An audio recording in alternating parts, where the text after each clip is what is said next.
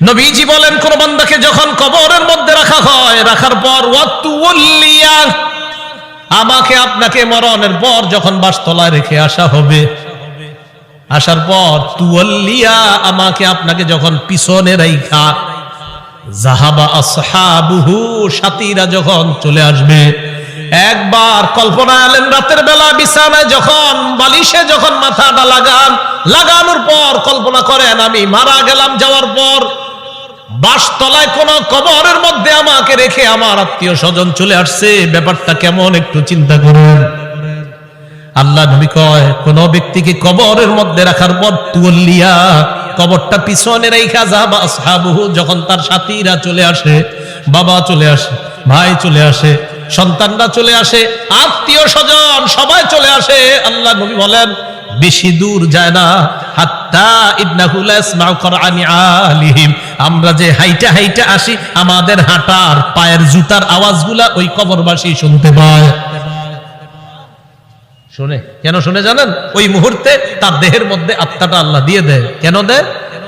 ফায়াতিয়ানিহি মালাকান, দুইজন ফেরেশতা তার কাছে আসে। এটা আবু দাউদের বর্ণনা আর বুখারীর বর্ণনা। আতাহু মালাকান ফাআকআদা, আবু দাউদের বর্ণনা ফায়ুকঈদানি, দুই ফেরেশতা এসে তারে বসায়, বসানোর পর তারে প্রশ্ন করে। এর মধ্যে তিন প্রশ্নের মধ্যে একটা প্রশ্ন হলো আল্লাহ নবীর ব্যাপারে জানতে চায়, তাকে চিনুনি? ওই ব্যক্তি ইমানদার হলে যদি তিনটা জবাব সুন্দরভাবে দেয়, আর আল্লাহ নবীর ব্যাপারে যদি বলে আশহাদু আন্না মুহাম্মাদার রাসূলুল্লাহ, আমি সাক্ষী দিচ্ছি তিনি আল্লাহর রাসূল, এই কথা বলার পর ওই ব্যক্তিকে বলা হবে উনজুর ইলা মাকআদিকা মিনান নার, তুমি তোমার জাহান্নামের আসনটার দিকে তাকাও, এটা তোমার জাহান্নামের আসন। তো এই ব্যক্তি জাহান্নামের আসনের দিকে তাকাবে, এরপর বলা হবে আবদালাকাল্লাহু মাকআদাম মিনাল জান্নাহ, জাহান্নামের আসনের পরিবর্তে আল্লাহ তোমাকে জান্নাতের আসন দান করছে। আবু হুরায়রা রাদিয়াল্লাহু তাআলা আনহুর বর্ণনা, তিনি বলেন খরাজা রাসূলুল্লাহ সাল্লাল্লাহু আলাইহি ওয়াসাল্লাম যাতা ইয়াউমিন আও যাতা লাইলা, একদিন রাতে অথবা দিনে রাসূল বাসা থেকে বের হলেন। কোথা থেকে বের হইছে? রাতে বা দিনে।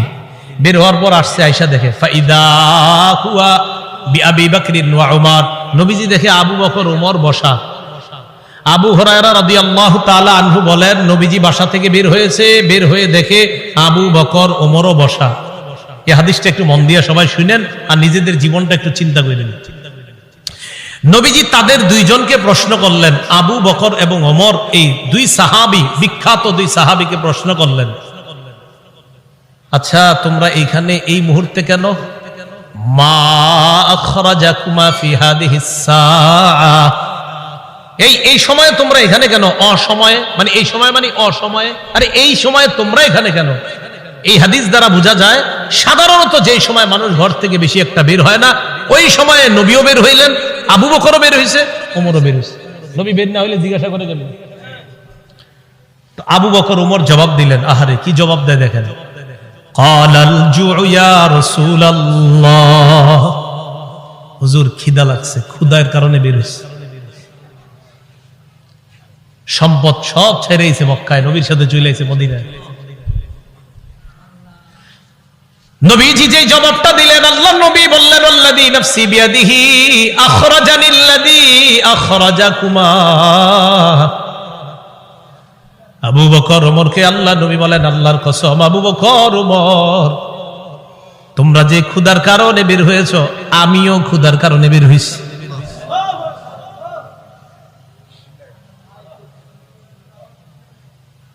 আমি যখন এটা পড়ছি, বিশ্বাস করেন কি দেখেন, দুই সাহাবীর আগে বলছে কেন বেরোছো? হুজুর ক্ষুধা। নবীজি কয় আমিও তো ক্ষুধায় বেরোছি। কওমু চলো আমার সাথে চলো। ফাকামু মাআ, দুই সাহাবী আল্লাহ নবীর সাথে চললেন। ফাআতা রাজুলাম মিনাল আনসার, এক আনসারী সাহাবীর বাড়িতে গেলেন। ফাইদা হুয়া লাইসা ফি বাইতিহি, সাহাবী বাড়িতে নাই। রাআতহুল মারআ, ঘর থেকে আনসারীর বিবি দেখা ফেলছে, সর্বনাশ, আমাদের বাসায় এই তিনজনকে। আল্লাহু আকবার, মহিলা চিনে ফেলছে, ভিতর থেকে বলতেছে মারহাবা, স্বাগতম স্বাগতম। এমন মেহমান পাইলে কে স্বাগত না জানায়? আরে সাহাবী রাসূলুল্লাহ সাল্লাল্লাহু আলাইহি সাল্লাম আর আবু বকর ওমরকে যখন আনসারী সাহাবীর বিবি দেখলেন, ভিতর থেকে বলা শুরু করলেন, স্বাগতম স্বাগতম, আপনারা ভিতরে আসেন, ঘরে বসেন। নবীজি ঘরে গিয়ে বললেন, আইনা ফুলান, স্বামী কোথায়? মহিলা ভিতর থেকে জবাব দিলেন, যাহাবা ইস্তাজিবু লানা মিনাল মা, হুজুর মিষ্টি পানি আনতে গেছে আমাদের জন্য। এবার দেখেন কি হয়, ইতিমধ্যে আনসারী সাহাবী আসছে। আসার পর সাহাবী দেখে বাসায় নবীজি, আবু বকর ওমর। আচ্ছা একটু ভাবেন তো মনে মনে, ওই যুগে যদি আপনি হইতেন আর যদি বাড়িতে গিয়ে দেখতেন হঠাৎ নবীজি আর আবু বকর ওমর আপনার ঘরে।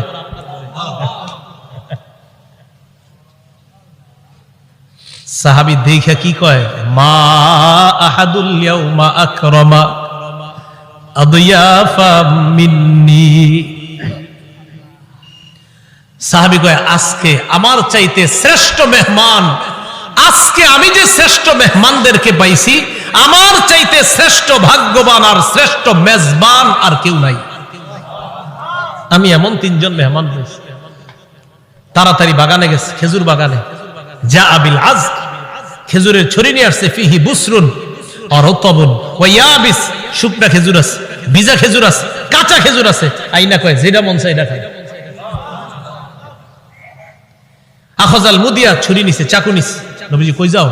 হুজুর পশু জবাই করতে হবে। কি জবাই করবে? মাথা মানে পেরেশান হয়ে গেছে, আমার এই 3 মেহমানকে কেমনে মেহমানদারি করবে?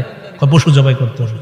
নবী কয়, ইয়াকা ওয়াল হালুব, এই তুমি আবার মাথা গরম কইরা দুধালু কোন পশুরে জবাই করো না। দুধ দেয় যে পশু, বর্তমানে দুধ দিতেছে, এরকম পশু জবাই করো না। জি ঠিক আছে। ফাযাবাহা লাহুম, স্বাভাবিক একটা বকরি জবাই করছে। নবীজিরে গোস্ত দিয়ে, খেজুর দিয়ে, মিষ্টি পানি দিয়ে মেহমানদারি করলেন। করার পর যে কথাটা নবী বলছে, এটা বলার জন্য আপনাদেরকে লম্বা হাদিসটা শুনাইলাম। নবীজি আবু বকর ওমরকে বললেন, আবু বকর ওমর, বাহিরে আসছিলা কিভাবে বলো তো? হুজুর ক্ষুধায় আম করে বাহিরে নিয়ে আসছে। নবীজি কয়, আবু বকর ওমরকে বললেন, এখন খাইছো? কয় হ্যাঁ। নবীজি বললেন, লাতুস আলুন্না আন হাদা ইয়াউমাল কিয়ামাহ, এই যে খানাগুলা খাইছো না, পেট ভরছো না, এই ব্যাপারেও কিয়ামতের ময়দানে আল্লাহর কাছে জবাবদিহিতা করতে হবে। অবশ্যই অবশ্যই তোমাদেরকে এই ব্যাপারে জিজ্ঞাসা করা হবে। এই খানা খেয়ে আল্লাহর ইবাদত করছো কিনা? এই খানা খেয়ে তুমি সঠিকভাবে চলছো কিনা? আল্লাহ তোমারে খাওয়াইছে, খাওয়ানোর পর আল্লাহর হুকুম তুমি পালন করছো কিনা? এই ব্যাপারে জিজ্ঞাসা করা হবে। তো বুঝাইতে চাইলাম, এই সূরা তাকাসুরের শেষে কি বলতেছে দেখেন। প্রথম দিকে বললেন সম্পদের কারণে আমারে ভুলা যাও, এরপরে বললেন কবরকে স্মরণ করো, শেষের দিকে বললেন এই নিয়ামতের ব্যাপারে জিজ্ঞাসা করব। কিন্তু আল্লাহ বলেন, আল্লাহকুমুত তাকাসুরু হাত্তা যুরতুমুল মাকাবির, সম্পদের প্রাচুর্যতা, প্রাচুর্যের প্রতিযোগিতা তোমাদেরকে আল্লাহ থেকে বিমুখ করে দিয়েছে, আল্লাহ থেকে দূরে সরায় দিয়েছে। তাহলে আল্লাহকুম তোমাদেরকে ভুলিয়ে দিয়েছে, আত-তাকাসুর প্রাচুর্যের প্রতিযোগিতা আল্লাহ থেকে ভুলিয়ে দিয়েছে, ভুলিয়ে রেখেছে, তোমাদেরকে গাফেল করে রেখেছে। কতদিন? হাত্তা যুরতুমুল মাকাবির, কবরে যাওয়া পর্যন্ত তোমাদের এই প্রতিযোগিতা চলতেই থাকবে। কবরে যাওয়া পর্যন্ত তোমাদের এই প্রতিযোগিতা চলতেই থাকবে। তো এই কথাটা আল্লাহ পাক রব্বুল আলামিন জানিয়ে দিলেন। সহিহ বুখারীর বর্ণনা 6425 নম্বর হাদিস। এই হাদিসটা বুঝার আগে বুঝেন, বাহরাইনের গভর্নর নবীজি যাকে বানিয়েছিলেন তার নাম আলা ইবনুল হাজরামি, নবীর এক সাহাবী। তাকে নবীজি বাহরাইন দেশের আমির বানাইলেন। বাহরাইনের নাম শুনি না আমরা? তো বাহরাইনের আমির বানাইলেন যাকে, তার নাম আলা ইবনুল হাজরামি। এই আলা ইবনুল হাজরামিকে রাসূলুল্লাহ সাল্লাল্লাহু আলাইহি সাল্লাম বাহরাইনের আমির বানায়া দিলেন। এখন বাহরাইনের সাথে রাসূলের চুক্তি হয়েছে। চুক্তিটা হলো এই, বাহরাইন মুসলমানদের অধীনে থাকবে, তারা ট্যাক্স দিবে, কর দিবে, জিজিয়া দিবে। তো নবীজি কি করলেন, তার এক সাহাবীকে পাঠাইলেন বাহরাইন থেকে কর বা জিজিয়া বা ট্যাক্স নিয়ে মদিনে আসার জন্য। এতটুকু কথা বুঝছেন? নবীজির অধীনস্থ এক ব্যক্তি বাহরাইনের আমির। তো নবীজি মদিনা থেকে আরেক সাহাবীকে পাঠাইলেন, যাও বাহরাইনের ট্যাক্স গুলা নিয়ে আসো, গরিবদের যে গরিবদেরকে সাহায্য সহযোগিতা করবো যেগুলা দিয়ে এগুলা নিয়ে আসো। এতটুকু বুঝে থাকলে হাদিসটা বলবো। এতটুকু বুঝছি তো সবাই? আচ্ছা।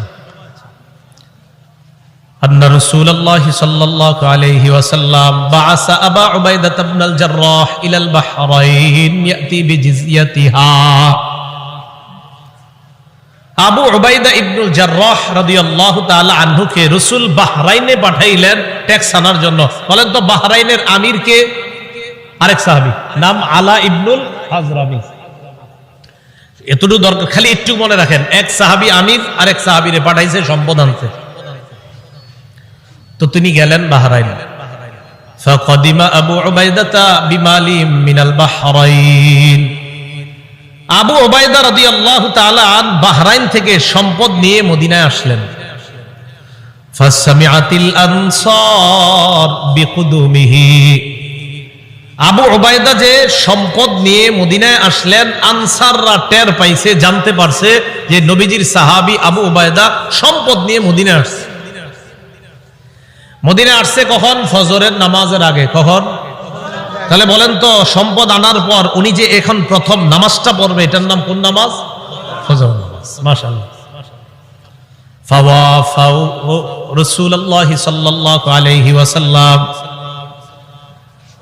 আনসাররা যখন জানতে পারলেন আল্লাহর রাসূলের এক সাহাবী সম্পদ নিয়ে বাহরাইন থেকে মদিনায় আসলেন, ফাওয়াফাউ সালাতাস সুবহি মা রাসূলিল্লাহ সাল্লাল্লাহু আলাইহি ওয়াসাল্লাম। আনসাররা আল্লাহর রাসূলের সাথে ফজরের নামাজে শরীক হয়। ফালাম্মান সারাফা তাআররাদু লাহু। নবীজি যখন নামাজের সালাম ফিরাইলেন, সালাম ফিরানোর পর ফজরের পর দেখবেন ইমাম সাহেব মুসল্লিদের দিকে ফিরে বসে, ঠিক না? নবীজিও ফিরলেন, নবীজি তাকায় দেখে আনসারী সাহাবারা তাআররাদু লাহু, আল্লাহর নবীর দিকে সবাই মুখ করে বসা। ফাতাবাসসামা রাসূলুল্লাহ সাল্লাল্লাহু আলাইহি ওয়াসাল্লাম হিনা রাআহুম। তাদেরকে দেখা আল্লাহর রাসূল একটা মুস্কি হাসি দিলেন। কি হাসি দিলেন? মুস্কি হাসি। তো মুস্কি হাসি দেওয়ার পর কি জিজ্ঞাসা করে দেখেন, কয় সামিআতুম বিকুদুমি আবি উবাইদা ইবনুল জাররাহ ওয়া আন্নাহু জাআ বিমাল। কি ব্যাপার? আবু উবাইদা যে মদিনায় মাল নিয়ে আসছে এটা মনে হয় শুনছো, ঠিক না? সম্পদ নিয়ে আসছে এটা শুনছো, তাই না? এই জন্য আসছো? তো সাহাবীরা কয় আজাল ইয়া রাসূলুল্লাহ, হুজুর ঠিকই ধরছেন, এই জন্য আসছি। নবীজি তাদেরকে দেখে একটা মুস্কি হাসি দিলেন। নবীজি হ্যাঁ আমি বুঝতে পারছি। এবার আল্লাহর নবী বললেন, আবশিরু, সুসংবাদ গ্রহণ করো, আমিলু মা ইয়াসুররুকুম, তোমরা আশা করো যা তোমাদেরকে আনন্দিত করবে। তবে একটা কথা শোনো, মাল ফাকর আখশা আলাইকুম, তোমরা গরিব হয়ে যাবা, দরিদ্র হয়ে যাবা, এই দারিদ্রতার আশঙ্কা তোমাদের ব্যাপারে আমি করছি না। ওয়ালাকিন আখশা আলাইকুম আন তুবসাতা আলাইকুমুদ দুনিয়া কামা বুসিতাত আলা মান কানা ক্বাবলাকুম, তবে আমি আশঙ্কা করছি দুনিয়া তোমাদের সামনে এমন ভাবে বিছায়া দেওয়া হবে যেমন অতীত জামানার মানুষের সামনে দুনিয়া বিছায়া দেওয়া হয়েছে। প্রচুর সম্পদের মালিক হবা তোমরা, এটা আমার আশঙ্কা। আমি এই আশঙ্কা করি না তোমরা গরিব হবা, বরং আমি এই আশঙ্কা করছি অতীতের মানুষের মতো তোমাদের প্রচুর সম্পদ হবে। তারপর কি আশঙ্কা করি জানো? ফাতানাফাসুহা কামা তানাফাসুহা, আমার আশঙ্কা তারা যেমন সম্পদের প্রতিযোগিতা করছে তোমরাও সম্পদের প্রতিযোগিতা করবা, এটা আমার আশঙ্কা। রাসূলুল্লাহ সাল্লাল্লাহু আলাইহি সাল্লাম এই কথা বলার পর শেষের দিকে বলেন, শোনো তোমরা, আমি যে আশঙ্কা করছি তোমরা সম্পদের প্রতিযোগিতা করবা, অতীত জামানার মানুষের মতো সম্পদের প্রতিযোগিতা করবা, এক পর্যায়ে সম্পদ কি করবে তোমাদেরকে জানো? নবীজি বলেন, ফাতুলহিয়াকুম কামা আলহাতুহুম, সম্পদ যেমন তাদেরকে আল্লাহ ভুলাইয়া দিছে, তোমাদেরকেও তোমাদের সম্পদ আল্লাহ থেকে দূরে সরাইয়া দিবে। নাউজুবিল্লাহ। হাদিস দ্বারা বোঝা যায় সম্পদ বেশি হওয়া দোষের না, কিন্তু সম্পদ বেশি হইলে যদি আল্লাহরে ভুলে যায় মানুষ, এটা দোষের। সম্পদ বেশি হয়ে যদি কারে ভুলে যায়? সম্পদ দিছে কে? এখন আল্লাহ ভুলে গেছে। নবীজি বলেন, আমার আশঙ্কা অতীত জামানার মানুষ যেমন সম্পদ পেয়ে প্রতিযোগিতায় নাইমা আল্লাহরে ভুলে গেছে, তোমরাও আল্লাহকে ভুলে যাবা, এটা আমার আশঙ্কা। আল্লাহ আমাদেরকে হেফাজত করুন। তো এই কথাটাই আল্লাহ বললেন, আল্লাহকুমুত তাকাসুর, সম্পদের প্রাচুর্যের প্রতিযোগিতা তোমাদেরকে আল্লাহর ইবাদত থেকে দূরে সরে রাখছে, গাফেল করে রাখছে। কতদিন জানো? হাত্তা যুরতুমুল মাকাবির, কবরে যাওয়া পর্যন্ত এই অবস্থা চলে। মুসলিম শরীফের একটা হাদিস শুনেন, আমাদের মাদ্রাসার পাঠ্যপুস্তক অনুসারে 2958 নাম্বার হাদিস, আর যারা মোবাইলে পকেটে রাখেন এই মোবাইল অনুযায়ী 7310 নাম্বার হাদিস। আবার কইলা মিলেনি আছে অনেকে। তো মুসলিম শরীফের আপনারা যারা মোবাইলে অ্যাপস চালান সেটাতে 7310 দেখেন মিলবে 100%। আর আমাদের মাদ্রাসার পাঠ্যপুস্তক অনুসারে 2958 নাম্বার হাদিস। এই হাদিসের মধ্যে আসছে রাসূলুল্লাহ সাল্লাল্লাহু আলাইহি ওয়াসাল্লাম বলেন, قال رسول الله صلى الله عليه وسلم يقول ابن آدم مالي مالي وهل لك يا ابن آدم إلا ما أكلت أو لبست أو تصدقت। হাদিসটা মন দিয়ে শুনেন, আগে আমার সাথে বলেন। আদম সন্তান কয় আমার সম্পদ আমার সম্পদ, নবীজি কয় তোমার সম্পদ তোমার সম্পদ। একজনে কয় আমার বাড়ি আছে, আমার গাড়ি আছে, আমার মার্কেট আছে, আমার 10টা দোকান আছে। আদম সন্তান এগুলা বলে, নবীজি কয় থুর মিয়া, তোমার মাত্র 3টা জিনিস আছে।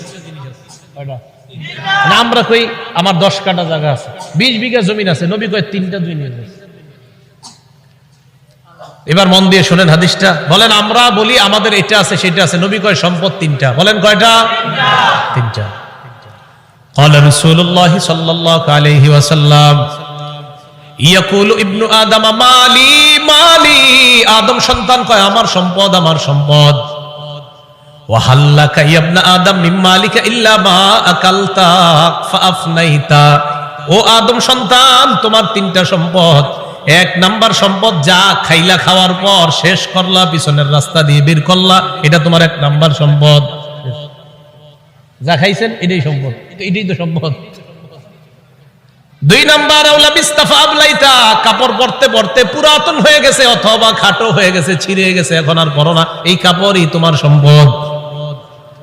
3 নাম্বার আও তাসাদদাকতা ফাআমজাইতা, সদকা করতে করতে কিছু সম্পদ তুমি কমিয়েছিলা, তোমার মনে হচ্ছে তোমার সম্পদ কমে গেছে, আমি নবী বলে গেলাম তোমার এই সম্পদটা কমে নাই, এটাও তোমার সম্পদ, মরণের পর আল্লাহর কাছে পেয়ে যাইবা। সম্পদ কয়টা? আমরা কই অনেকগুলা, নবীজি কয় কয়টা? যা খাইছো, যা পরিধান করছো, যা জান সৎকা করছো, শেষ। আমাকে আপনাকে যখন কবরে নিবে, মনে করেন আগামীকালও যদি আমি আপনার কেউ মারা যাই, একটু পরে যদি আমাদের কেউ মারা যায়, বাসতলায় যখন আমাদেরকে এলাকাবাসী নিয়ে যাবে, নবীজি কয় জানো তোমার লাশের সাথে 3টা জিনিস কবর পর্যন্ত যায়, বলেন কয়টা? 3টা। قال رسول الله صلى الله عليه وسلم يتبع الميت ثلاثه, আল্লাহ নবী বলেন কবর পর্যন্ত মৃত ব্যক্তির সাথে 3টা জিনিস যায়। 1 নাম্বার আল আহাল, পরিবার যায়। 2 নাম্বার আল মাল, সম্পদ যায়। 3 নাম্বার আল আমাল, আমল নামা যায়। বলেন কবর পর্যন্ত আমার আপনার লাশের সাথে কয়টা জিনিস যাবে? 1 নাম্বার পরিবার, বলেন 1 নাম্বার, 2 নাম্বার সম্পদ, 1 নাম্বার, 2 নাম্বার, 3 নাম্বার আমল। এবার নবীজি বলেন ইয়ারজিউ ইসনান, 3টার মধ্যে 2টা ফিরে আসবে। ইয়ারজিউল মাল ওয়াল আহাল, সম্পদ ফিরে আসবে, পরিবার ফিরে আসবে। ওয়ায়াবকাল আমাল, আমল নামা থেকে যাবে। আমার আপনার সাথে 3টা জিনিস যাবে, মাল যাবে, পরিবার যাবে, আর আমল নামা যাবে। নবীজি কয় আমল নামাটা ছাড়া আর সব চলে আসবে। আল্লাহ আমাদের সকলকে আমল বাড়ানোর তৌফিক দান করেন। গর্ব অহংকার ছেড়ে সম্পদ যদি কিছু হয় শুকরিয়া আদায় করার তৌফিক দান করেন। তাহলে বলেন তো আমার সম্পদ দেওয়ার মালিক কে? সম্পদ পেয়ে মালিককে ভুলে যাওয়া যাবে? আল্লাহ কয় আল্লাহকুমুত তাকাসুর, প্রাচুর্যের প্রতিযোগিতা তোমাদেরকে আল্লাহ ভুলাইয়া দেয়। তিরমিজি শরীফের বর্ণনা, 2308 নম্বর হাদিসের বর্ণনা, এই হাদিসের মধ্যে আছে কানা উসমান ইবনে আফফান রাদিয়াল্লাহু তাআলা আন ইযা ওয়াকাফা আলা কবরিন বাকা। ওসমান গনি যখন কবরের সামনে দাঁড়াইতেন কান্না শুরু করে দিতেন। হাত্তা ইয়াবুল্লা লিহিয়া, ওসমান গনি কানতে কানতে তার দাড়িগুলা ভিজে যাইত। কিসের সামনে দাঁড়ায়? কবরের সামনে দাঁড়ায়। ফাকিলা লাহু, ওসমানকে বলা হলো তাজকুরুল জান্নাতা ওয়ান নার, আপনি জান্নাতের আলোচনা করেন, জাহান্নামের আলোচনা করেন। ওয়ালা তাবকি, তখন তো কান্দেন না। জান্নাত জাহান্নামের কত আলোচনা আপনি করেন, তখন আপনি কান্না করেন না। ওয়া তাবকি মিন হাযা, আপনি যখনই কবরের সামনে আসেন তখন কান্না করেন কেন? ওসমান গনি জবাব দেয়, সামিআতু রাসূলুল্লাহ সাল্লাল্লাহু আলাইহি ওয়াসাল্লাম ইয়াকুল, আমি আল্লাহ নবীকে বলতে শুনলাম, ইন্নাল কবর আউয়ালুল মানাজিলিল আখিরা, নবীজি বলেন ইন্নাল কবর, নিশ্চয়ই কবর, আউয়ালু মানাজিলিল আখিরা, কবর হলো আখিরাতের প্রথম ঘাঁটি। আমাকে আপনাকে বাসতলায় রেখে আসার পর আমার আপনার প্রথম ঘাঁটির নাম কবর। বলেন কি নাম? ফাইন্নাজা মিনহু ফামা বাদাহু আইসার। নবীজি বলেন কেউ যদি কবর থেকে রেহাই পেয়ে যায়, পরের ঘাটিগুলা একেবারে সহজ হয়ে যাবে। ওয়া ইন লাম ইয়ানজু মিনহু ফামা বাদাহু আশাদ, কবর থেকে যদি কেউ মুক্তি না পায়, পরের ঘাটিগুলা কঠিন হয়ে যাবে। বলেন নাউজুবিল্লাহ। এরপর হাদিসের শেষে বলে ক্বালা রাসূলুল্লাহ সাল্লাল্লাহু আলাইহি ওয়াসাল্লাম, নবীজি বলেন মা রাআইতু মানজারান কাত্তু ইল্লা ওয়াল কবরু আফযাউ মিন। নবীজি বলেন শোনো, কবরের চাইতে এত ভয়ঙ্কর কোন দৃশ্য আমার জানা নাই। নবীজি বলেন কবরের চাইতে এমন ভয়ঙ্কর কোন দৃশ্য আমার জানা নাই। আল্লাহ আমাকে আপনাকে ওই প্রথম ঘাটিতেই যেন হেফাজত করে। চিন্তা করবেন মাঝে মাঝে শুয়ে যদি চোখটা লাগান, তো চোখ লাগাইলে দেখবেন কিচ্ছু দেখা যায় না। হ্যাঁ, কবরে যাবেন না, কিছু দেখা যাবে না, অন্ধকার। হ্যাঁ অন্ধকার, কবর যে অন্ধকার। আচ্ছা, কবর যে অন্ধকার এটাও হাদিসে আছে। কবর যে অন্ধকার এটা কোথায় আছে? হাদিসে। মুসলিম শরীফের 2104 নম্বর হাদিস, মাদ্রাসা পাঠ্যপুস্তক অনুসারে 956 নম্বর হাদিস। এই হাদিসের মধ্যে আছে عن أبي هريرة رضي الله تعالى عنه قال أن امرأة سوداء كانت تقم المسجد أو شابا, একজন কালো মহিলা অথবা একজন কালো যুবক মসজিদ ঝাড়ু দিত। কি ঝাড়ু দিত? আপনারা ঝাড়ু দেননি মসজিদ? না, আপনারা শুধু মুয়াজ্জিন সাহেব আর খাদেমের অপেক্ষা থাকবেন, নিজেরা ঝাড়ু দিবেন। মসজিদ ঝাড়ু দিলে দিল সাফ হয়, পরিষ্কার হয়। এক কালো মহিলা অথবা একজন কালো যুবক মসজিদ ঝাড়ু দিত। ফামাতা, হঠাৎ মারা গেছে। মারা যাওয়ার পর সাহাবীরা কবর দিয়ে ফেলছে, নবীরে জানানোর প্রয়োজন মনে করে নাই। বিষয়টা এমন আর কি, ও মারা গেছে, আরে এটা নবীজির আর বলার কি আছে, কবর দিয়ে দিচ্ছে এরকম। নবীজি সাল্লাল্লাহু আলাইহি সাল্লাম প্রশ্ন করলেন, আচ্ছা ওই কালো মহিলাটা না কালো যুবকটা, হয়তো মহিলা হতে পারে না হয় যুবক, আচ্ছা ওই কালো যুবকটাকে দেখছি না কেন, কোথায় এটা ঝাড়ু যে দেয়? সাহাবীগণ বললেন, হুজুর সে তো মারা গেছে। আচ্ছা মারা গেছে মানে? আফালা কুনতুম আযানতুমুনি, তো আমাকে জানাবা না তোমরা? হাদিসের মধ্যে আছে কান্নাহুম সাগগারু আমরাহা আও আমরা, সাহাবীরা বিষয়টা হালকা মনে করছে, তাই নবীরে জানায় না যে হুজুর একজন মারা গেছে, ঝাড়ু দিত, কবর দিয়েছে। নবীজি কো আমারে জানাইলা না কেন তোমরা? দুল্লুনি আলা কবরিহা আও আলা কবরিহি, তাড়াতাড়ি তার কবর আমারে দেখাও, নিয়ে যাও। ফাদাল্লুহু আলা কবরিহা আও আলা কবরিহি, আল্লাহ রাসূলকে তার কবরের কাছে নিয়ে যায়। নিয়ে যাওয়ার পর ফাসাল্লা আলাইহা, আল্লাহ রাসূল জানাজার নামাজ পড়লেন। আপনারা আবার এই আমল করেন না, কিন্তু এটা রাসূলের জন্য খাস। জানাজার নামাজ পড়ার পর আল্লাহ নবী বললেন, ইন্না হাদিহিল কুবুর মামলুআতুন যুলমান আলা আহলিহা। আল্লাহ নবী বললেন এই কবরগুলা অন্ধকারে পরিপূর্ণ। নবীজি বললেন এই কবরগুলা অন্ধকারে পরিপূর্ণ। কবরগুলা বলেন অন্ধকারে, কবরগুলা একবার ভাবেন চোখটা বন্ধ করে, অন্ধকার, কিচ্ছু দেখা যায় না। আল্লাহ নবী কয় এই কবরগুলা অন্ধকারে পরিপূর্ণ। হ্যাঁ, আমি আশা করি আমি আজকে নামাজ পড়ার কারণে আল্লাহ তাদের কবরগুলা আলোকিত করে দিবে। খাঁটি ইমানদার যদি হন, যদি ইমান নিয়ে যেতে পারেন, তো আপনার কবর আল্লাহ আলোকিত করে দিবেন। আলাদা মোমবাতি দিতে হবে না, পিসাবের কবর দেওয়ার সময় বাতি টাতি কত কিছু দেন না, এগুলা দিতে হবে না। পিসাব যদি ভালো হয় এমনি কবর আল্লাহ আলোকিত করে দিবেন, মাথা রাখবেন।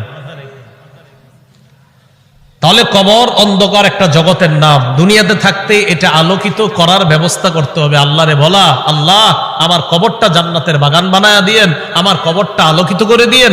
আল্লাহ বাবা মারা গেছে, বাবার কবরটা জান্নাতের বাগান বানান, বাবার কবরটাকে আপনি আলোকিত করে দেন, এইভাবে বলা। তাহলে কবর অন্ধকার জগৎ, এটা জানলাম। কবরের মধ্যে দাজ্জাল যেমন ফিতনা, দাজ্জাল দুনিয়ার জন্য সবচেয়ে বড় ফিতনা হলো দাজ্জাল। নবীজি কয় এই দাজ্জালের ফিতনার মতো কবরে কারো কারো জন্ম ফিতনা হবে, দাজ্জালের ফিতনার মতো ভয়ঙ্কর ফিতনা।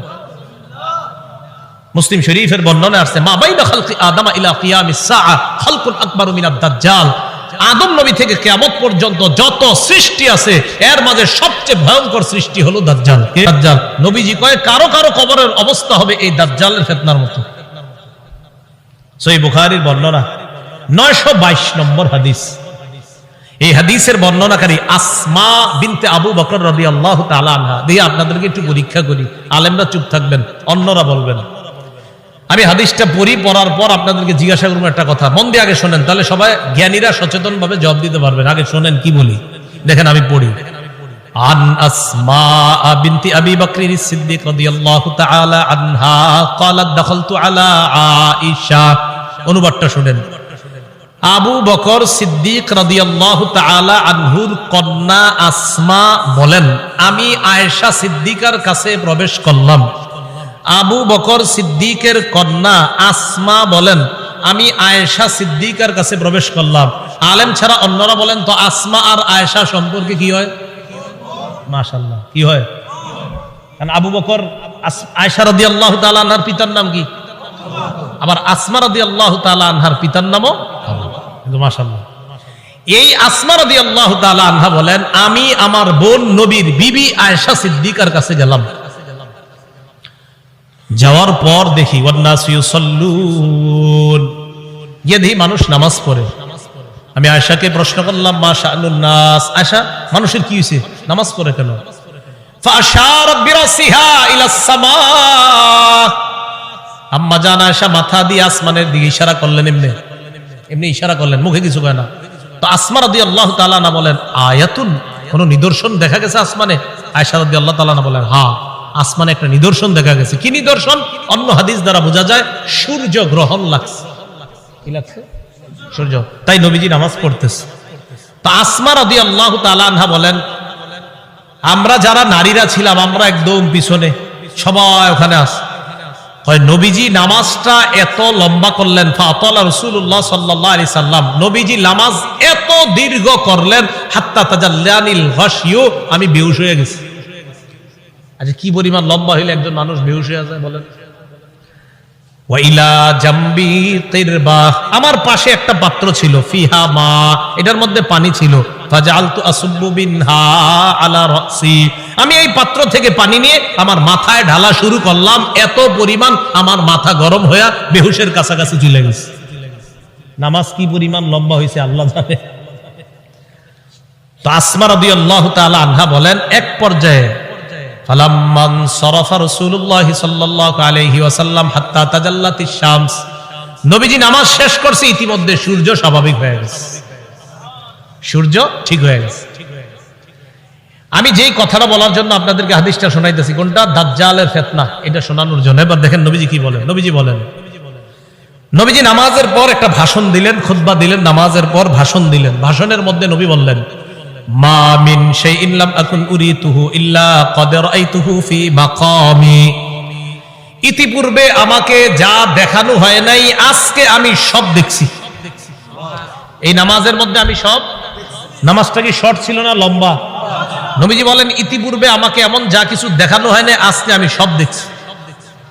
শেষে কি কয় জানেন? হাত্তাল জান্নাহ ওয়ান নার, জান্নাত জাহান্নামও দেখছি। আরেকটা বর্ণনা আছে, সূর্য গ্রহণের নামাজে নবীজি দাঁড়াইছে না, আমার দিকে তাকান, সামনের কাতারের সাহাবী যারা, তারা তাকায় দেখে নবীজি নামাজের মধ্যে হঠাৎ এমন করছে, যে এমন করছে এভাবে। তো নামাজ শেষ, আপনারা আবার এরকম করেন না কিন্তু। পুরাটা শোনেন আগে। একদল করবো কি যে নবী যেরকম করছে আমিও করবো, আরে পুরাটা শোনেন কি কয়। নামাজ শেষ করার পর নবীজিকে এক সাহাবী বললেন, হুজুর আজকে আপনি এমন একটা কাজ করছেন যেটা অতীতে দেখি নেই। নবীজি আচ্ছা খেয়াল করছো? হ্যাঁ। ওই মুহূর্তে আমি জান্নাতের আঙ্গুরের ছড়া দেখছিলাম, ওইটা আমি হাত দিতে গেছিলাম, যদি আনতে পারতাম কিয়ামত পর্যন্ত সবাই খাইতে পারতাম। আপনি আগে আঙ্গুর দেখেন নামাজে, তো দেখলেন হাত দিবেন, দেন না তো এই জন্য আমল করতে চান না। তো রাসূলুল্লাহ সাল্লাল্লাহু আলাইহি সাল্লাম বলেন, মা মিন শাইইন লাম আকুন উরিতুহু ইল্লা ক্বাদ রাআইতুহু ফি মাকামি। ইতিপূর্বে আমাকে যা দেখানো হয় নাই আজকে আমি সব দেখলাম। হাত্তাল জান্নাহ ওয়ান নার, জান্নাত জাহান্নাম আমি দেখলাম। নবীজি বলেন, ইন্নাহু ক্বাদ উহিয়া ইলাইয়া আন্না, আল্লাহ রাসূল বলেন আমার কাছে এই ওহী প্রেরণ করা হয়েছে, আন্নাকুম তুফতানুনা ফিল কুবুর মিসলা আও করিবা মিন ফিতনাতি দাজ্জাল।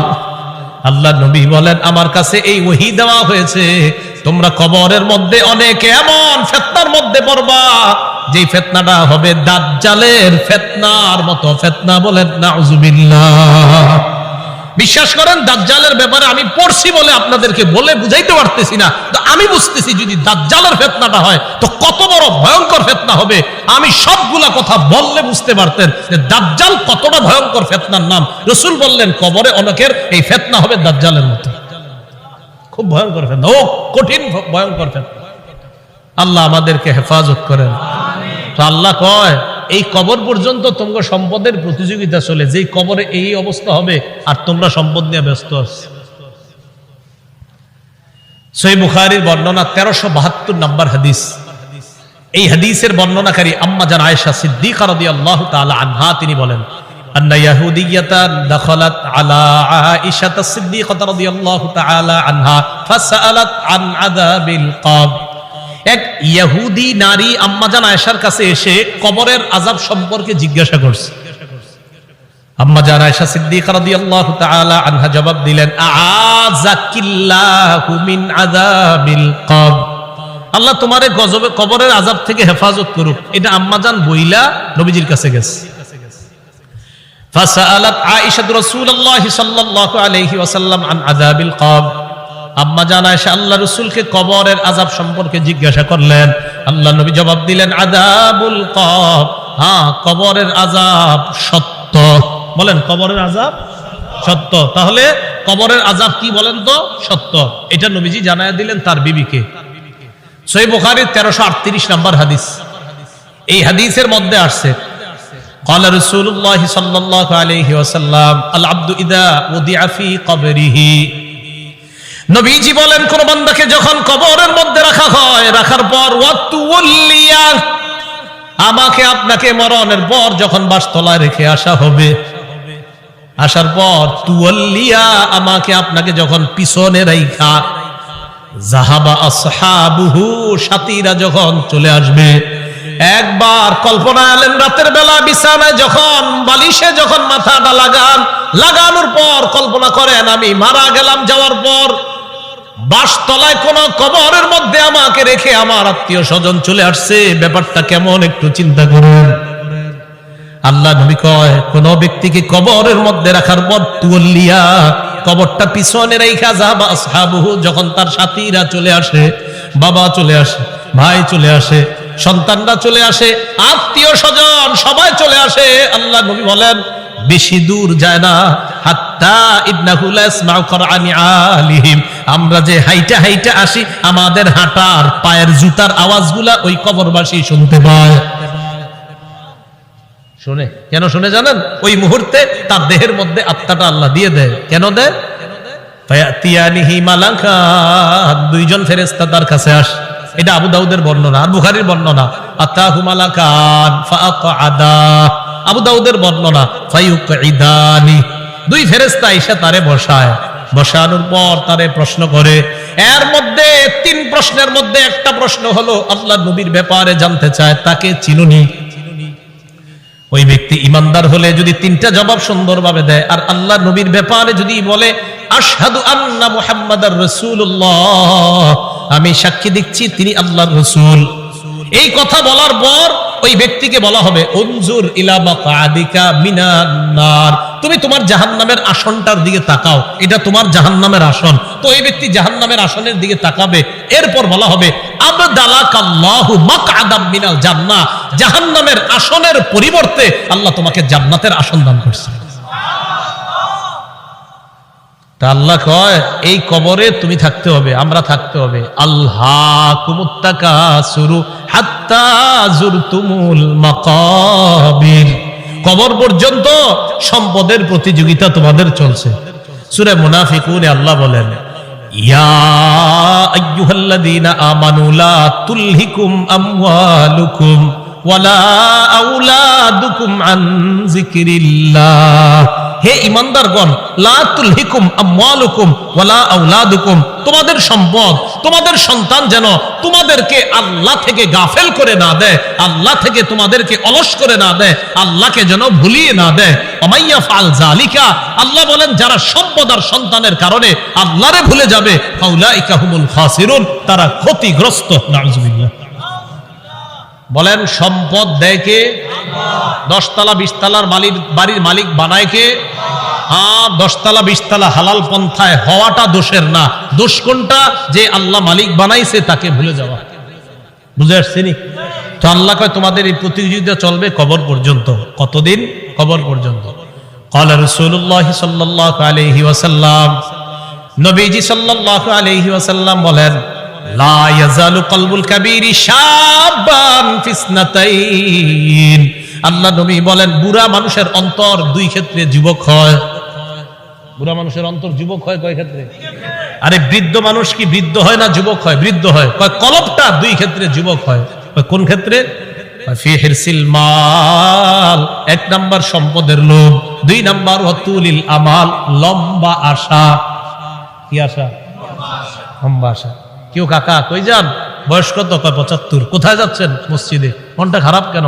আর বইল না, 4টা ছেলে ইতালি থাকে, এক একজন 5 লাখ করে বেতন। 5 নাম্বার ছেলেটা বাংলাদেশে 50,000 টাকা বেতন। আরে তারে এখনো কোনো কুল কিনারা করে দিতে পারি নাই, টেনশনে আছে কাকা। রাসূলুল্লাহ সাল্লাল্লাহু আলাইহি সাল্লাম বলেন মানুষ বৃদ্ধ হয়, তার কলব 2 ক্ষেত্রে যুবক হয়। 1 সম্পদের লোভ, 2 লম্বা আশা, বড় আশা। আল্লাহ বুঝার তৌফিক দান করেন। রাসূলুল্লাহ সাল্লাল্লাহু আলাইহি সাল্লামের সাহাবী আব্দুল্লাহ ইবনে মাসউদ বলেন খত্ত রাসূলুল্লাহ সাল্লাল্লাহু আলাইহি ওয়াসাল্লাম খত্তান মুরাব্বাআ, এই হাদিসটা বুঝতে হবে সবাই। নবীজি একটা চতুর্ভুজ আঁকলেন। ওই অঙ্কের ছাত্ররা কোথায়? কি আঁকলেন? চতুর্ভুজ আঁকার পর ওয়া খত্ত খত্তান ফিল ওয়াসাতি খারিজাম মিন, মাঝখান থেকে একটা দাগ দিলেন, এই দাগটা চতুর্ভুজের বাহিরে নিলেন। বলেন তো রাসূল কি আঁকলেন? মাঝখানের দাগটা ভিতরে না বাহিরে? আচ্ছা এবার দেখেন মাঝখানে ছোট ছোট কিছু দাগ দিস, এটা চতুর্ভুজ, মাঝখানে ছোট ছোট কিছু দাগ আর মাঝে একটা বড় দাগ, এই আশেপাশে কিছু ছোট ছোট দাগ, মাঝখানে লম্বা একটা দাগ। বলেন তো লম্বাটা কি ভিতরে আছে না বাহিরে? আচ্ছা একটু বুঝছেননি কথা? সুম্মা ক্বালা রাসূলুল্লাহ সাল্লাল্লাহু আলাইহি ওয়াসাল্লাম, নবীজি বলেন হাযাল ইনসান, মাঝখানের দাগটা হলো মানুষ, মাঝখানের দাগটা। ওয়া হাদাল্লাযী মুহীতুন বিহি আও ক্বাদ আহাতা বিহি আজালু, চারদিকের চতুর্ভুজটা এটা হলো তার আয়ু, জীবন। এবার বলেন চারপাশে এই যে চতুর্ভুজটা, মাঝের দাগটা, বলেন মাঝের দাগ চতুর্ভুজ, চতুর্ভুজ আয়ু মানে জীবন, এই জীবন এটা তার জীবন, মাঝে মানুষ। দাগ কি শেষ না? মাঝে ছোট ছোট কিছু আছে, মাঝের ছোট ছোট দাগগুলা হাদিহিল আরাজ, এগুলা তার পেরেশানি, বিপদ, বালা মুসিবত, রোগ বিমারি, একটা আসে ভালো হয় আর একটা আসে, এরকম চলেনি জীবনে? একটার পর একটা আসতে থাকে।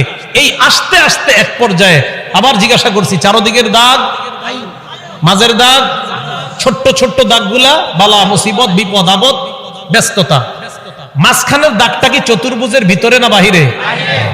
নবীজি বলেন মানুষ মারা যায়, বাহিরে যেই দাগটা এটা হলো তার আশা, মানুষ মারা যায়, আশাগুলা থেকে যায়। আশা কি জীবনের ভিতরে না বাইরে? এই যে মানুষ, ওর আশা হলো এত বড়, ও হলো একটু, এবার বাহিরে যেটা এটা হলো ওর আশা। নবীজি কয় মানুষের জীবন এতটুকু, মানুষটা এতটুকু, ওর আশা এতটুকু, ও মারা যায় আশাগুলা থেকে যায়। ভাই বুঝছেন নি আপনারা? আচ্ছা, তো আল্লাহ পাক রব্বুল আলামিন বলেন আলহাকুমুত তাকাসুর হাত্তা জুরতুমুল মাকাবির, কবর পর্যন্ত এই সম্পদের প্রতিযোগিতা, প্রাচুর্যের প্রতিযোগিতা তোমাদের চলতেই থাকে। আল্লাহ আমাদেরকে কবরের প্রস্তুতি নেওয়ার তৌফিক দান করেন। আচ্ছা, এরপরে দেখেন কি বলে, কাল্লা সাউফা তা'লামুন সুম্মা কাল্লা সাউফা তা'লামুন, অপেক্ষায় থাকো, অচিরেই জানতে পারবা, অবশ্যই অচিরেই জানতে পারবা। কাল্লা লাউ তা'লামুনা ইলমাল ইয়াকিন, আল্লাহ বলেন যদি নিশ্চিত জ্ঞানে জানতা লাতারাবুন্নাল জাহিম, স্বচক্ষে জাহান্নাম দেখতে পাবা। আল্লাহ বলেন লাতারাবুন্না, অবশ্যই অবশ্যই জাহান্নাম দেখবা। সুম্মা লাতারাবুন্নাহা আইনাল ইয়াকিন, নিশ্চিত চোখে জাহান্নাম দেখবা। এরপর আল্লাহ বলেন সুম্মা লাতুসআলুন্না ইয়াউমা ইযিন আনিন নাঈম, এরপর তোমাদেরকে নিয়ামত সম্পর্কে জিজ্ঞাসা করা হবে। আল্লাহ বলেন অবশ্যই অবশ্যই তোমাদেরকে প্রতিটা নিয়ামতের কথা জিজ্ঞাসা করা হবে। আঙ্গুল, চোখ, কান, নাক, হাত, পা, প্রত্যেকটা অঙ্গের ব্যাপারে জিজ্ঞাসা করা হবে।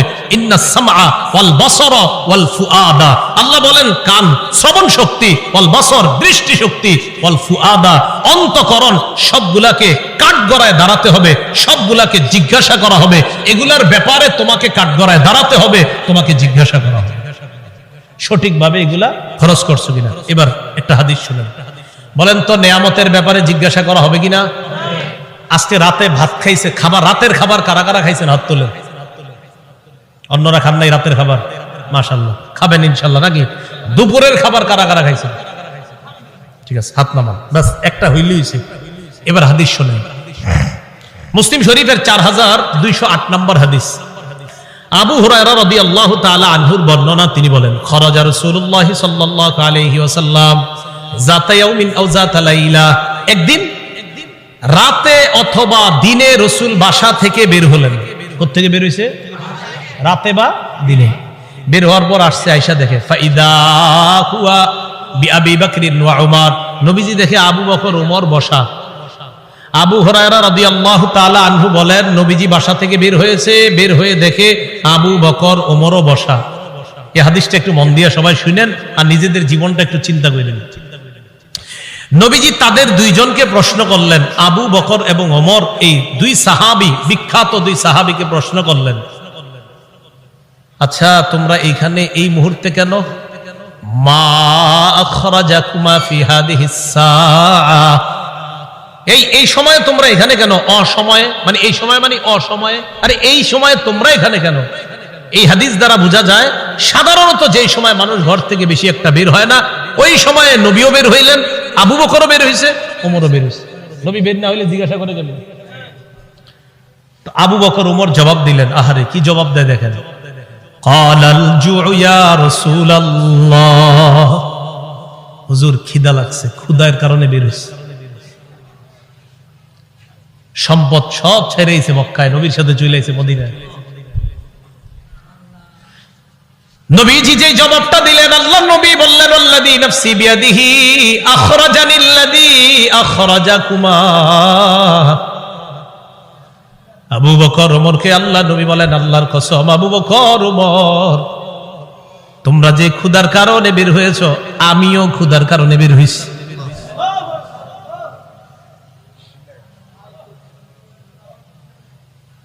আমি যখন এটা পড়ছি, বিশ্বাস করেন কি দেখেন, দুই সাহাবীর আগে বলছে কেন বেরোছো? হুজুর ক্ষুধা। নবীজি কয় আমিও তো ক্ষুধায় বেরোছি। কওমু চলো আমার সাথে চলো। ফাকামু মাআ, দুই সাহাবী আল্লাহ নবীর সাথে চললেন। ফাআতা রাজুলাম মিনাল আনসার, এক আনসারী সাহাবীর বাড়িতে গেলেন। ফাইদা হুয়া লাইসা ফি বাইতিহি, সাহাবী বাড়িতে নাই। রাআতহুল মারআ, ঘর থেকে আনসারীর বিবি দেখা ফেলছে, সর্বনাশ, আমাদের বাসায় এই তিনজনকে, আল্লাহু আকবার, মহিলা চিনা ফেলছে। ভিতর থেকে বলতেছে মারহাবা, স্বাগতম স্বাগতম। এমন মেহমান পাইলে কে স্বাগত না জানায়? আরে সাহাবী রাসূলুল্লাহ সাল্লাল্লাহু আলাইহি সাল্লাম আর আবু বকর ওমরকে যখন আনসারী সাহাবীর বিবি দেখলেন, ভিতর থেকে বলা শুরু করলেন স্বাগতম স্বাগতম, আপনারা ভিতরে আসেন, ঘরে বসেন। নবীজি ঘরে গিয়ে বললেন, এই না ফুলান, স্বামী কোথায়? মহিলা ভিতর থেকে জবাব দিলেন, যাহাবা ইয়াস্তাজিবু লানা মিনাল মা, হুজুর মিষ্টি পানি আনতে গেছে আমাদের জন্য। এবার দেখেন কি হয়, ইতিমধ্যে আনসারী সাহাবী আসছে। আসার পর সাহাবী দেখে বাসায় নবীজি, আবু বকর, ওমর। আচ্ছা একটু ভাবেন তো মনে মনে, ওই যুগে যদি আপনি হইতেন আর যদি বাড়িতে গিয়ে দেখতেন হঠাৎ নবীজি আর আবু বকর, ওমর আপনার ঘরে,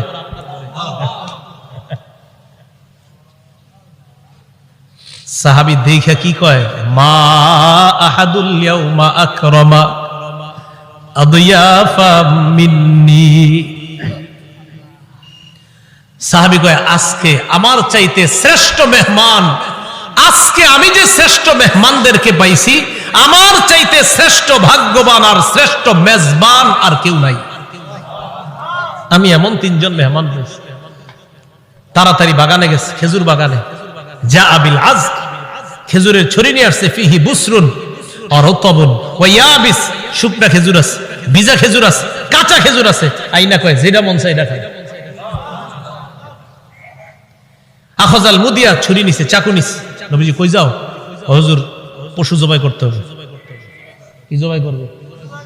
মাথা মানে পেরেশান হয়ে গেছে। আমার এই 3 মেহমানকে কেমনে মেহমানদারি করবে? পশু জবাই করতে হবে। নবী কয়, ইয়াকা ওয়াল হালুব, এই তুমি আবার মাথা গরম কইরা দুধালু কোন পশুরে জবাই করো না। দুধ দেয় যে পশু, বর্তমানে দুধ দিতেছে, এরকম পশু জবাই করো না। জি ঠিক আছে। ফাযাবাহা লাহুম, স্বাভাবিক একটা বকরি জবাই করছে। নবীজিরে গোস্ত দিয়ে, খেজুর দিয়ে, মিষ্টি পানি দিয়ে মেহমানদারি করলেন। করার পর যে কথাটা নবী বলছে, এটা বলার জন্য আপনাদেরকে লম্বা হাদিসটা শুনাইলাম।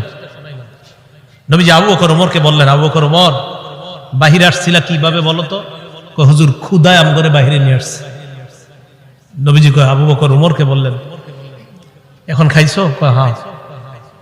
নবীজি বললেন, লাতুস আলুদনা আন হাদা ইয়াউমাল কিয়ামাহ, এই যে খানাগুলা খাইছো না, পেট ভরছো না, এই ব্যাপারেও কিয়ামতের ময়দানে আল্লাহর কাছে জবাবদিহিতা করতে হবে। অবশ্যই অবশ্যই তোমাদেরকে এই ব্যাপারে জিজ্ঞাসা করা হবে। এই খানা খেয়ে আল্লাহর ইবাদত করছো কিনা? এই খানা খেয়ে তুমি সঠিকভাবে চলছো কিনা? আল্লাহ তোমারে খাওয়াইছে, খাওয়ানোর পর আল্লাহর হুকুম তুমি পালন করছো কিনা? এই ব্যাপারে জিজ্ঞাসা করা হবে। তো বুঝাইতে চাইলাম, এই সূরা তাকাসুরের শেষে কি বলতেছে দেখেন। প্রথম দিকে বললেন সম্পদের কারণে আমারে ভুলে যাও, এরপরে বললেন কবরকে স্মরণ করো, শেষের দিকে বললেন এই নিয়ামতের ব্যাপারে জিজ্ঞাসা করব, কিন্তু এত এত সম্পদ দিলাম মনে করবো না এমনি ছেড়ে দিব আমি আল্লাহ, আমি সব জিজ্ঞাসা করব। এই সূরা থেকে প্রধান 3টা আমাদের শিক্ষা। 1 নাম্বার, সম্পদের প্রতিযোগিতা করা নিষেধ। 2 নাম্বার, সম্পদ হওয়া দোষের না, কিন্তু সম্পদের কারণে আল্লাহকে ভুলে যাওয়া যাবে না, এটা 2 নাম্বার শিক্ষা। 3 নাম্বার, কবরের কথা স্মরণ করা। এই প্রথম হলো 3টা শিক্ষা। শেষের দিকে আরেকটা, কবরে আরেকটা তোমার জগৎ, ওই জগতে তোমাকে নিয়ামত সম্পর্কে জিজ্ঞাসা করা হবে। কিয়ামতের ময়দানে তোমাকে 5 প্রশ্ন করার আগে তোমার পা 2টা সামান্য সময়ের জন্য নড়বে না। এই 5 প্রশ্ন করার জন্য আল্লাহর কাছে প্রত্যেককে দাঁড়াতে হবে। এর মধ্যে একটা হলো সম্পদ কোত্থেকে আনছো আর কোথায় ব্যয় করছো, এই কথা আল্লাহর কাছে জবাবদিহিতা করতে হবে। আল্লাহ পাক রব্বুল আলামিন আমাদের সকলকে কবরের প্রস্তুতি নিয়ে দুনিয়া থেকে যেন আমরা যেতে পারি, আল্লাহ তৌফিক দান করেন। আমিন। আখিরু দাওয়ানা আনিল হামদুলিল্লাহি রাব্বিল আলামিন।